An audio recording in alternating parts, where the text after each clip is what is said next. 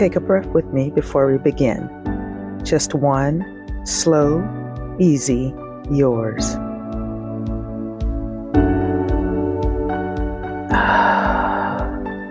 Welcome to the Slow Inhale, a breathwork and sacred living podcast from Breath and Branches. I'm Gwen Gillespie Thibeaux, and this is your Sunday anchor, a space to slow down, come home to your body, and tend to your inner life, one breath at a time. I'm so glad you're here. Let's begin. Somewhere along the way, you picked up things you were never meant to keep. Not on purpose. Nobody hands you a list. But if you go looking, you will find them. A belief about how much you have to do before you are allowed to rest. A story about what your worth depends on. A version of yourself you built for a room you do not even live in anymore. An expectation someone set for you so long ago that you have mistaken it for your own voice. You've been carrying these the way you carry a bag you forgot you were holding. Your hand just closed around the strap one day and never opened. We talk about letting go as if it is one clean motion, as if you decide and then it is done and you walk on lighter. But you have tried that. You have said the affirmation. You have written the journal page. You have declared that this year you are releasing what no longer serves you.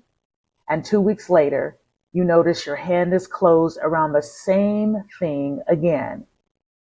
So let me say the part that actually helps. Letting go is not a decision you make once. It's a thing you practice badly, many times, until your hand learns a new default. You are not failing at it because you keep picking the thing back up. That is simply what the beginning of release looks like. But before any of that, there is a question that most people skip. And skipping it is why the letting go never sticks. The question is not, how do I let this go? The question is, was this ever mine to hold? Because here's what nobody tells you about letting go. Half of what you are trying to release was never yours to begin with.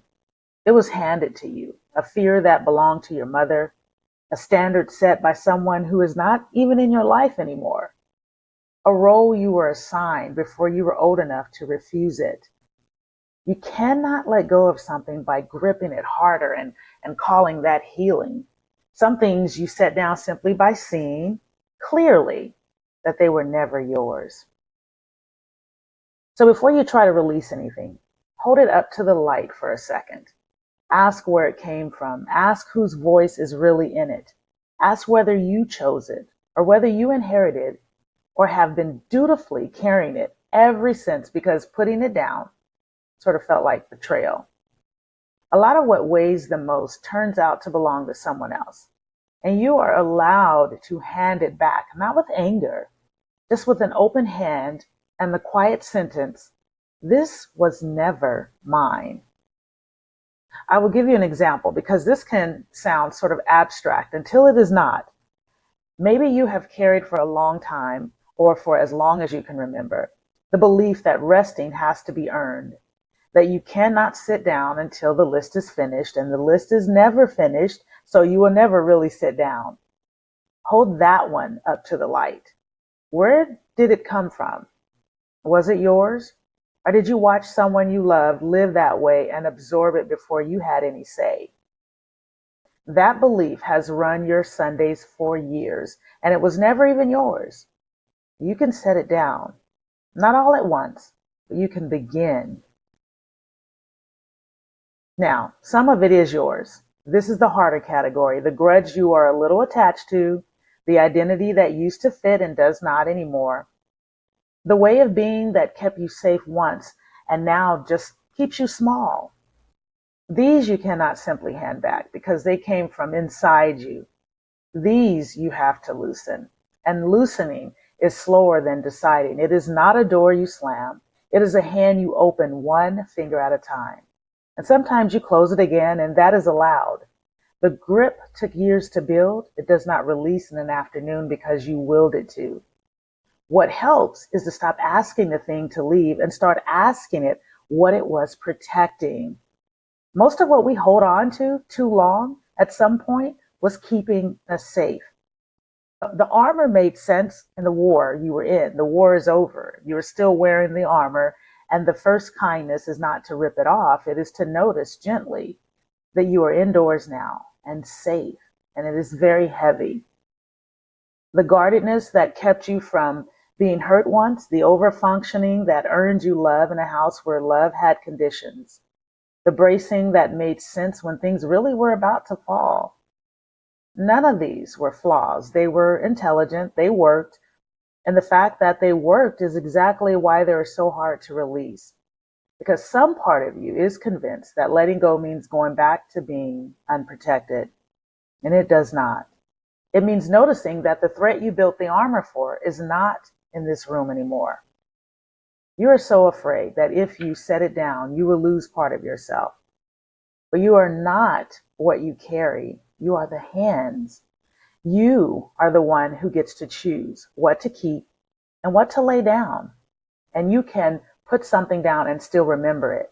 Setting it down is not forgetting. It is just deciding it does not get to ride on your back anymore. Nothing collapses when you open your hands. That is the fear, and it is almost never true. The thing you were sure was holding your whole life together was mostly just holding your shoulders up around your ears. You set it down, and you notice you can still stand. You were the thing standing the whole time. Let me give you a breath for this. It is a releasing breath, and your body already knows how to do it. Just sit comfortably and let your hands rest open in your lap, your palms up. That part matters. Open hands tell your body something your mind is still learning. Breathe in through your nose for a count of 4. And as you do, think of one thing you have been holding. Now breathe out through your mouth for a count of 8. Long and slow. And as you exhale, let the thing go with the breath. You're not solving it. You're just not holding it in for those 8 seconds. The long exhale is the release. That is the whole practice. In for 4. Out for 8. Hands open. Again, in for 4. Out for 8. One more. Breathe in what you want to keep. And breathe out what was never yours. Notice your hands are still open. Notice you are still here. Nothing failed. You don't have to carry everything you were handed. You get to choose. Some of it you keep because it is yours and it is good. Some of it you set down because it was never yours or because it stopped being true. This week, find one thing, just one, hold it to the light and ask if it is really yours. And if it is not, open your hand. You are rooted, you are attended, you are enough. I'll talk to you next Sunday. Before you go, place a hand on your heart if you're somewhere you can do that. You just did something that matters. You showed up for yourself. You chose presence over autopilot. That is sacred living, not in the grand gestures, but in the small, repeated act of coming back. If this episode found you at the right moment, share it with someone who needs it. And if you haven't yet, subscribe so next Sunday finds you too. Root deep, breathe wide, live sacred.